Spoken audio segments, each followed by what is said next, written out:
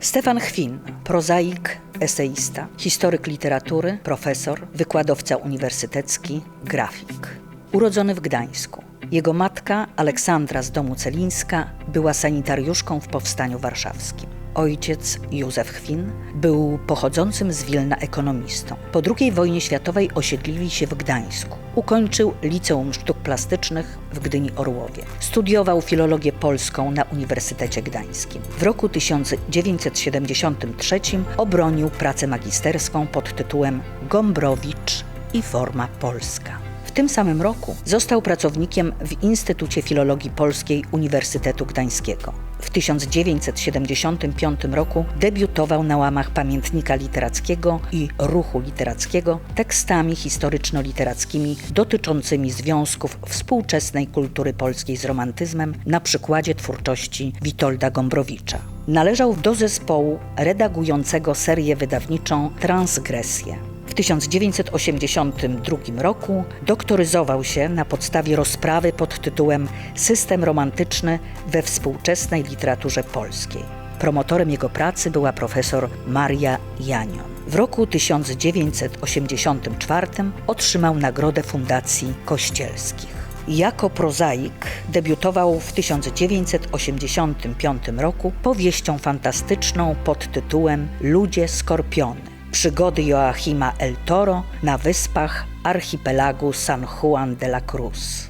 Ogłoszoną pod pseudonimem Max Lars i opatrzoną własnymi ilustracjami. W 1994 roku na podstawie rozprawy pod tytułem Literatura i zdrada od Konrada Wallenroda do Małej Apokalipsy uzyskał stopień doktora habilitowanego. W roku 1998 został profesorem Uniwersytetu Gdańskiego. W 2013 roku otrzymał nominację profesorską. Dotąd wydał 13 książek prozatorskich, w tym 2 tomy dzienników oraz 6 książek o charakterze eseistycznym. Jego twórczość literacka zyskała rozgłos dzięki wydanej w 1995 roku powieści Hahnemann, wielokrotnie wznawianej i tłumaczonej na wiele języków. Swoje studia, artykuły, eseje i fragmenty prozy ogłaszał m.in. na łamach Kwartalnika Artystycznego, Tygodnika Powszechnego, Tytułu, a także Gazety Wyborczej i Rzeczpospolitej. Tłumaczony na angielski, czeski, francuski, hiszpański, niemiecki, rosyjski, rumuński, słowacki, szwedzki, ukraiński i węgierski. W latach 1996-2003 należał do jury Nagrody Literackiej Nike. Jest członkiem m.in. Stowarzyszenia Pisarzy Polskich i Polskiego Pen Klubu.